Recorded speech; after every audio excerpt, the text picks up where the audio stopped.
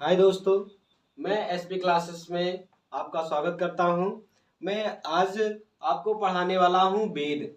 ये वैदिक काल से लिया गया, वैदिक काल में लिखे गए हैं वेद।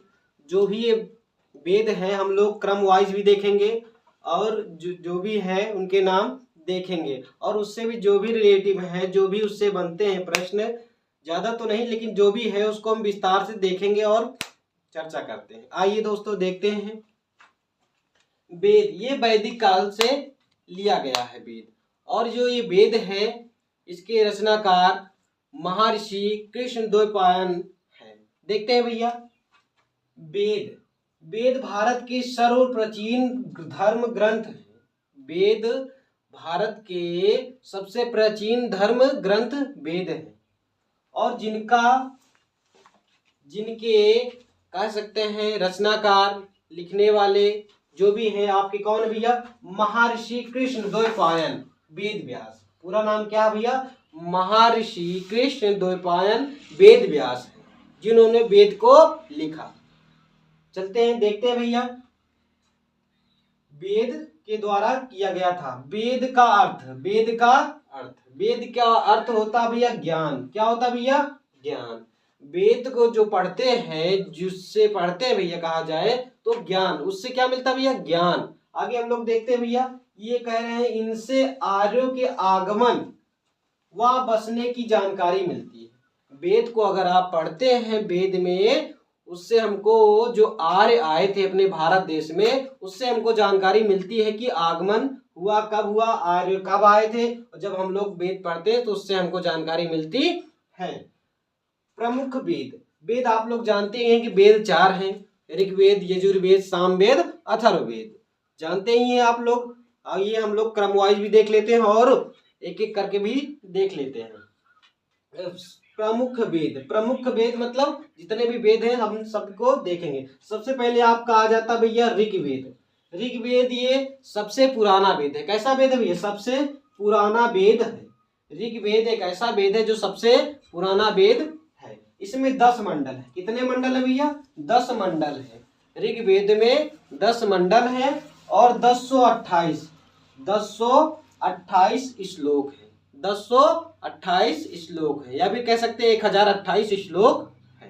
और हम लोग देखते हैं भैया ये 1017 ऋचाएं हैं। क्या भैया? ऋचाएं हैं, या कह सकते हैं सूक्ति है, या कह सकते हैं सूक्ति है। आगे हम लोग देखते हैं ये 10,600 मंत्र है आपके ऋग्वेद में।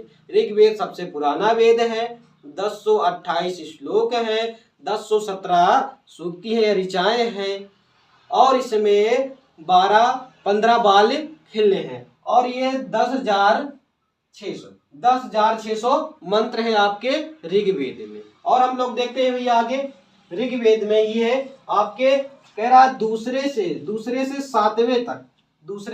सातवें तक मंडल तक जो ये अंश या ऋग्वेद में मिलता है। ये जो मिलता भैया कहाँ से भैया? दूसरे से लेकर और 7वें तक ये 10वां मंडल मिलता है, यानी ऋग्वेद में मिलता है। जितने भी है दूसरे से लेकर 7वें मंडल तक ये ऋग्वेद से रिलेटिव है, उसी से मिलते जुलते हैं।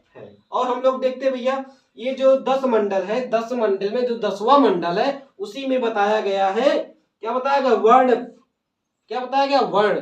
उसी में बताया गया आपकी ऋग्वेद में ही, जो सबसे पुराना वेद है, ऋग्वेद में ही बताया गया 10वें मंडल में क्या बताया गया कि वर्ण को 4 भागों में डिवाइड किया गया। वर्ण मतलब जाति कहा गया, उतनी समय वर्ण बनाया गया। देखते हैं भैया क्रम वाइज। सबसे पहले एक बनाया गया ब्राह्मण। क्या बनाया गया? ब्राह्मण। उसके बाद आया क्षत्रिय। क्या है भैया? क्षत्रिय वर्ण। फिर उसके बाद वैश्य। क्या आया भैया? वैश्य। उसके बाद आपके शूद्र आया। क्या भैया? शूद्र। जो ब्राह्मण को सबसे उच्च माना गया, उसके नीचे क्षत्रियो को माना गया, फिर उसके बाद वैश्य को माना गया, फिर उसके बाद शूद्र को सबसे नीचे श्रेणी में रखा गया। आगे हम लोग देखते हैं उसी आपके जो ऋग्वेद है, ऋग्वेद में ही क्या है? गायत्री मंत्र है। क्या भैया? गायत्री मंत्र मिलता है। क्या मिलता है भैया? गायत्री मंत्र मिलता है, जो सूर्य की पूजा यानी सूर्य की स्तुति कह सकते हैं या पूजा करते हैं। सूर्य की स्तुति या पूजा। उसमें लिखा गया गायत्री मंत्र आप लोग जानती हैं, ओम भूर्भुवस्सुः तत्सवितुर्वरेण्यं भर्गो देवस्य डॉट है। आगे हम लोग देखते हैं भैया, ये 10वें मंडल में हमारा कंप्लीट होता है। और ये जो आपका वर्ण व्यवस्था बनाया गया था ऋग्वेद में, यानी कहा सकता है वैदिक काल में, ये कर्म प्रधान था। क्या था भैया? कर्म प्रधान। ये आज का जो हो गया है जन्म प्रधान, वो कर्म प्रधान था। जब जैसा कर्म जो करते थे उसी के हिसाब से उनको श्रेणी दी गई।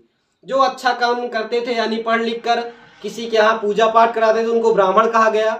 जो बॉर्डर यानी देश की रक्षा करते थे उन्हें क्षत्रिय कहा गया। जो उसी समाज में व्यापार करते थे और एक दूसरे से लेन देन करते थे वो क्या कहलाए? वैश्य कहलाए।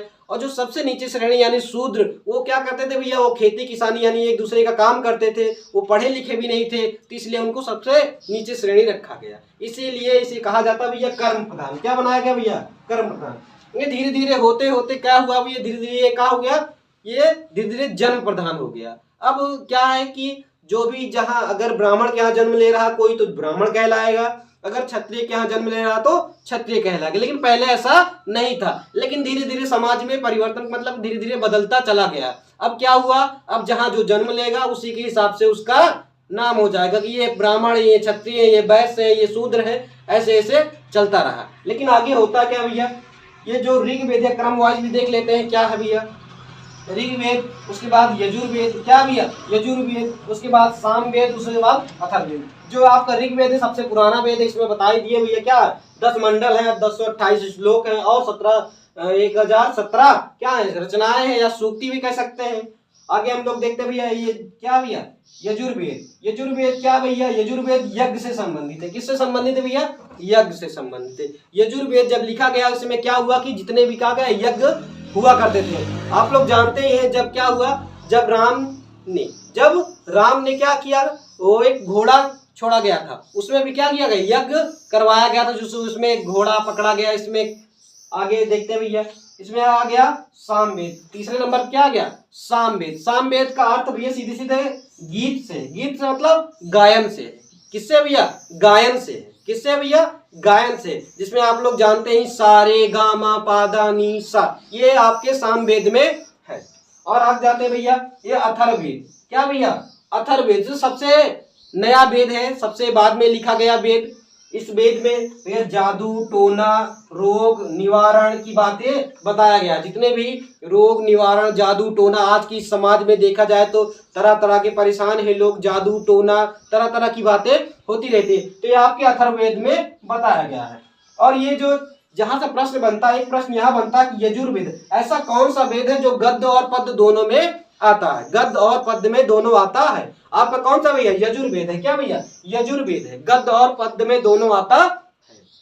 और इससे जितने भी रिलेटेड थे हम देख लिए हैं। फिर मिलते हैं अगले वीडियो में दोस्तों। जय हिंद।